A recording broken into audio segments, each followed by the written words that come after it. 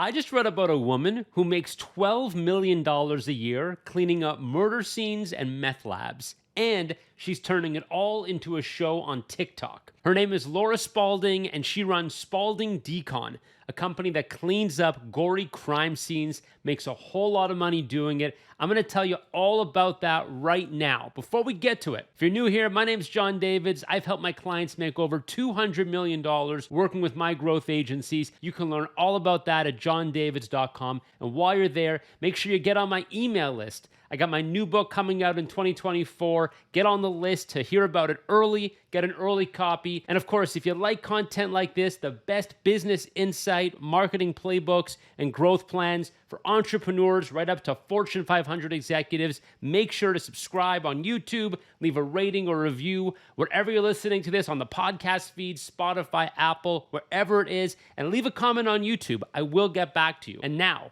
let's get to the show. All right, guys, so today we are talking about Laura Spalding, a genius, in my opinion. You're going to see why in a second. Spalding Decon is the company. Let's rewind 20 years. Laura is a cop responding to a 911 emergency call. There's been a murder. The police are investigating. Laura's on the scene, and someone on the scene asks Laura when the police are going to be coming to clean up the crime scene. It's messy, it's bloody, it's gory. When are the cops going to send someone, the cleanup crew, in to clean this place up? Laura's answer: the police don't do that.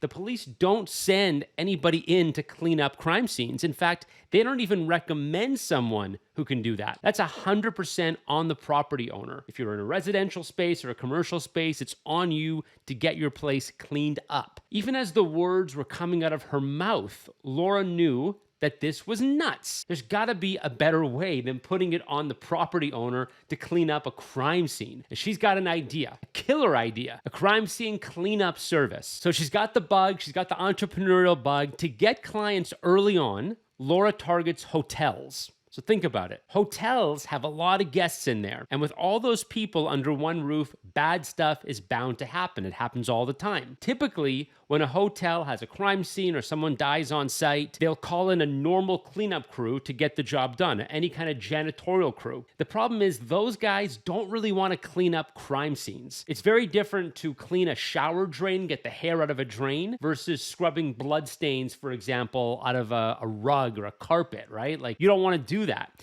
So Laura quickly starts to pitch these people. This is her specialty. We clean up crime scenes for you. And she's picking up clients left, right, and center. People are loving the marketing pitch, the marketing angle. She also went after, in addition to hotel complexes, apartment buildings, condominiums, shopping centers, anywhere where a lot of people are gathering under one roof. That was the market that she targeted. Super important. I'm going to come back to that at the end when I share my thoughts. You're going to see why that was such an important part of the go-to market strategy. So in early 2013, Laura decides that she wants to educate the public on what she's doing, right? Because it's a mystery, it's messy, but it's also kind of interesting. So she hires a camera crew to follow her around. They start throwing the videos up on YouTube, the crime scenes, the cleanup.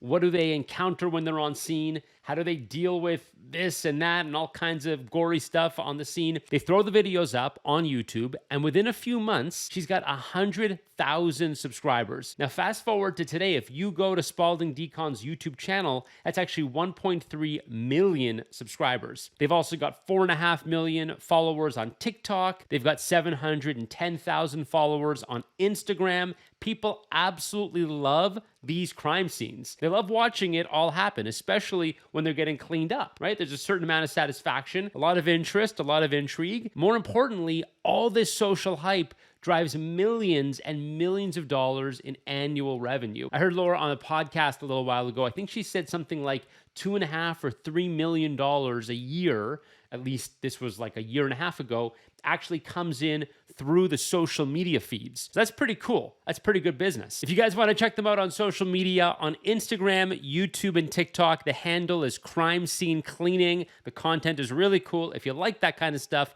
go ahead and check it out. So this is kind of a wild business story because it's a very interesting and quirky business, crime scene cleanup, but there's a few interesting things that are happening here. I want to point them out right now. So Laura launched this company using her specialized knowledge as a cop. She saw a clear market gap in a lucrative niche. When entrepreneurs come to me and they talk about what business should I get into, it's always about getting into a business where you have an unfair advantage in some way. Maybe you know something about the market that other people don't know. Maybe you have experience. You worked as a kid at a certain job, so you know what it's like. You know what it's like to work at a fast food restaurant. You know what it's like to work at an automotive repair shop. You know what it's like to do home repair, plumbing, engineering, cleaning, electrician work, right? All that kind of stuff where you have an unfair advantage, super important. It's also super important that you have a really good understanding of the target customer. You know, if you are a person who loves knitting, or you're a person who has a background in farming, you have a background not only in the activity, in the product and service, but in the mindset of the customer. And Laura, working as a police officer, understanding what it's like to be on the scene of a crime, Laura had an unfair advantage there as well. The other thing that Laura had was an unfair advantage in the understanding of this market need. Not a lot of people know that the cops don't send a cleaning crew when there's a crime scene on site. I didn't know that. I'm guessing a lot of people don't know that. Also, the fact that there's no readily available company to call, at least there wasn't back 20 years ago when she started this company. And so here you have really, really clear market gaps, an asymmetrical distribution of knowledge, if you want to put it fancy, right? Knowledge asymmetry. These people know this, these people don't know this thing, and that clear barrier creates an opportunity for the people who know to launch something, to do something, right? It's no different if you're like a stock picker, you run a hedge fund, and you know something about a certain company, you place a bet, and then that, $10 million investment turns into $30 million. It's playing the same game pretty much as being an entrepreneur and having an unfair advantage. So if you are someone who's in the very early stages of starting a business or thinking about a business that you want to start, going with where you have an unfair advantage, a knowledge advantage that other people don't have in the action, in the market gap, or in the mind of the customer, or preferably all three, that puts you in a really good position. Laura had all three. Then, and this is probably my favorite part of the story, she wedged herself into a high need segment of that market, hotels. Not trying to serve everyone, but drilling down to the most needy customer, right? The customer who's bleeding from the neck. That's an expression I love. You want a customer who is bleeding from the neck and you're selling bandages that can patch up their neck. That's who you want. You don't want somebody, another way to say this, I've heard people say, you want to be selling painkillers, not vitamins. Vitamins are nice to take, they're nice to have, they're proactive, but you want something that's reactive. You want something where someone is in desperate, dire pain, and you've got the only painkiller, right? You've got the only remedy that's going to put them out of their misery. That's what you want to sell. And to understand how she did it, she thought, where are the most people going where crime is happening? And under one roof. It's one person's responsibility not to take care of a crime that may or may not happen now or in the future, but probably a crime is going to happen every day, every week, every quarter, every month, every year, right? It's happening a lot, unfortunately. And by the way, I'm guessing this is like not just crimes, but people die in certain places, have a slip and fall, and there's blood, whatever it is.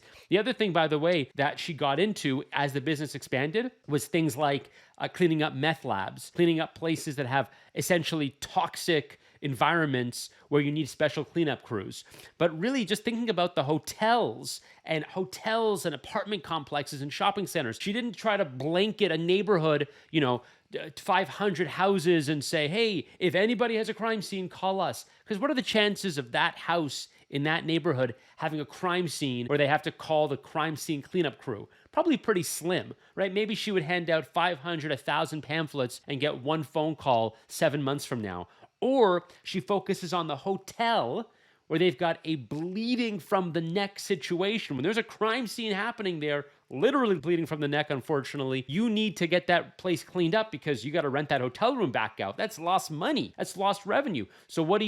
You market to them. When you're thinking about your go-to market strategy, who is the customer you can target who is bleeding from the neck, who is in dire, desperate pain? You want the addict that needs your medication that you're selling. Not literally, of course. I'm not saying you should do that, but you want to be selling something where it is a painkiller, not a vitamin, where you are targeting somebody who absolutely needs your service, especially in the early days, right? Think about it around the edges. So you don't want to target the mainstream. You don't want to target everybody in the middle. You want people on the bleeding edge. And next, of course, she cranked up the volume on social media, turning her day job into a made for TikTok drama. This is really cool. And this is, the classic line, the classic Gary Vee line, document, don't create. Think about documenting what you're already doing instead of making content that is specially made for that event. Now, I'm not saying you shouldn't make content. I make content. I love making content, but I also do a lot of documenting. And when you're thinking about it, if you don't have a lot of capacity to make stuff outside of your day job, or more importantly, if your day job is interesting enough that other people would want to see it, and I got to tell you, in so many cases, that is the reality. If you're running a flower shop, an ice cream shop, a restaurant, a crime scene cleaning company, a gym, right? Anything where there's stuff happening behind the scenes. Cruise ships will charge money for people to take tours of the ship. Think about that. People are working on the ship, and the ship is charging money, $200, $500, $1,000 for you to get a backstage look at the ship and how it all works. People are super interested in how stuff works, especially if they don't get to see those things every day. So Laura realized this and went with the document, don't create strategy. And here she was filming everything that she was doing, which, let's face it, is super interesting in kind of a sick, demented way. But hey, we all have the things we like. And she went ahead and turned that into a made for TikTok drama. So the promotional channel, check. The go-to market strategy, check. The asymmetrical knowledge. Laura knows something that you don't. Laura knows something that I don't. And she pounced on it. That is entrepreneurial action. And I love it. This is a dirty business with brilliant execution and killer marketing. Check him out, guys. Spalding Decon. Kudos to Laura Spalding. $12 million a year cleaning up murders.